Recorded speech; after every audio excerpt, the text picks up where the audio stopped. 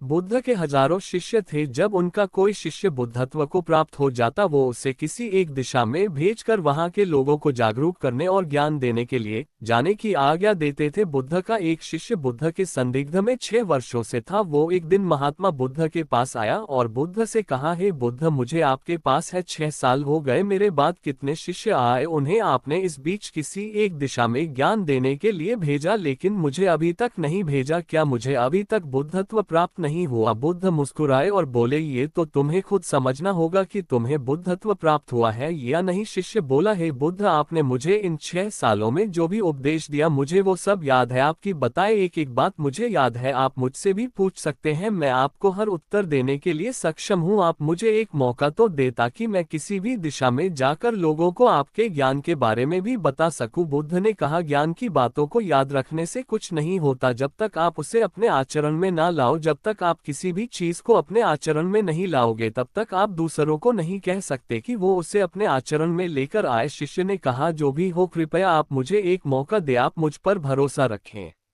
मैं सभी को अपने ज्ञान से प्रभावित कर सकता हूं। मैं लोगों को ऐसी बातें बता सकता हूं जिससे उनके जीवन में शांति आएगी और वो शांतिपूर्ण अपना जीवन जी सकेंगे। बुद्ध ने कहा, अभी तुम तैयार नहीं हो, जब तुम तैयार हो जाओगे मैं तुम्हें खुद सही मार्ग पर जाने के लिए कहूंगा। शिष्य ने कहा, क्यों बुद्ध, आपने मुझे इन 6 वर्षों में इतना भी ज्ञान नहीं दिया जिससे मैं लोगों को प्रभावित कर सकूं। बुद्ध ने कहा, ठीक है, तुम पूर्व दिशा की तरफ जाओ, वहां तुम्हें एक गांव मिलेगा, उससे तुम भिक्षा मांग कर लाओ और वहां के लोगों को अपने ज्ञान से मदद करना। कल सुबह तुम वहां अकेले जाना और शाम को आकर मुझे बताना तुमने कैसे वहां के लोगों की मदद की। वह शिष्य ये सब सुनकर बेहद खुश हो गया और बुद्ध का आशीर्वाद लेकर चला गया और वह रात भर ज्ञान समेटता रहा और मन ही मन सोच रहा था कि मैं कल ऐसे ज्ञान की छाप छोड़ूंगा कि वहां के लोगों के साथ बुद्ध भी मुझसे प्रभावित हो जाएंगे। सुबह उठकर वो महात्मा बुद्ध को प्रणाम करने गया। उन्हें प्रणाम कर वह पूर्व की तरफ निकल गया। शाम को जब वह वापस आया तो बुद्ध ने देखा कि उस शिष्य के माथे पर चोट लगी है और खून बह रहा है। बुद्ध ने उसे पट्टी की और पूछा, तुम्हें ये चोट कैसे लगी?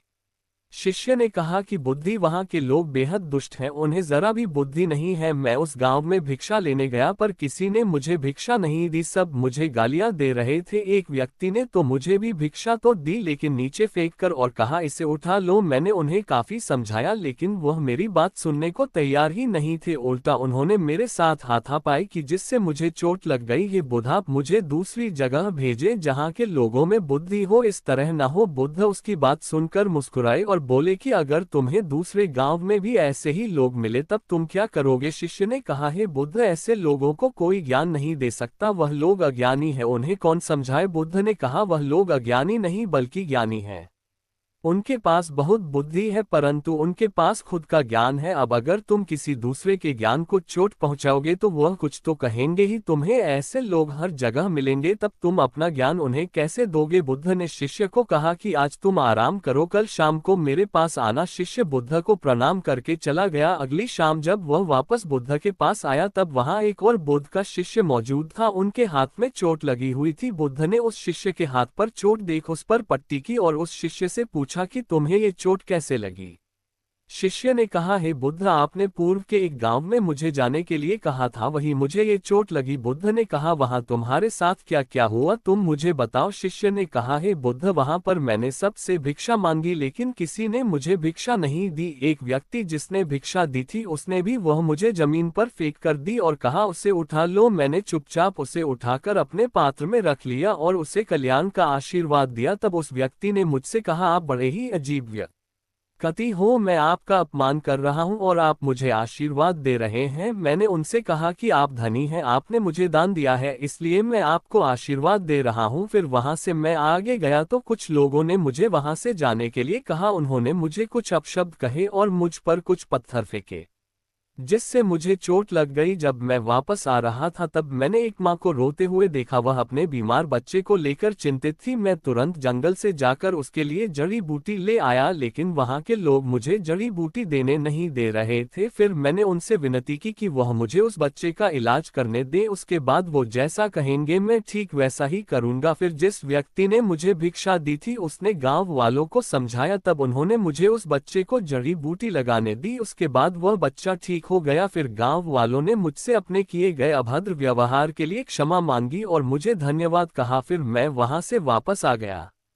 हे बुद्ध, आपसे एक विनती है। उस गांव के लोग बहुत भोले भाले और सीधे हैं, क्या मैं रोज उसी गांव में जाकर भिक्षा मांग सकता हूं? ये सभी बात वो पहला शिष्य भी सुन रहा था। उसने ये सुनते ही बुद्ध के चरणों में गिरकर कहा कि हे बुद्ध, मैं समझ गया हूं कि अभी मैं उस लायक नहीं हुआ कि दूसरों को ज्ञान दे सकूं। बुद्ध ने कहा, हमें बाहर वैसे ही लोग दिखाई देते हैं जैसे हम भीतर से होते हैं। जब तक हम स्वयं को नहीं बदलते तब तक हम किसी को भी नहीं बदल सकते। खुद में परिवर्तन करना बेहद जरूरी है। कोई भी बात बताने से पहले उसे आचरण में लाना बेहद जरूरी है, क्योंकि आचरण में लाई हुई चीज को बताना समझाना बहुत आसान होता है और उसे लोग बेहद आसानी से अच्छे से समझ पाते हैं। दोस्तों, आपने क्या सीखा इस वीडियो से जरूर बताएं।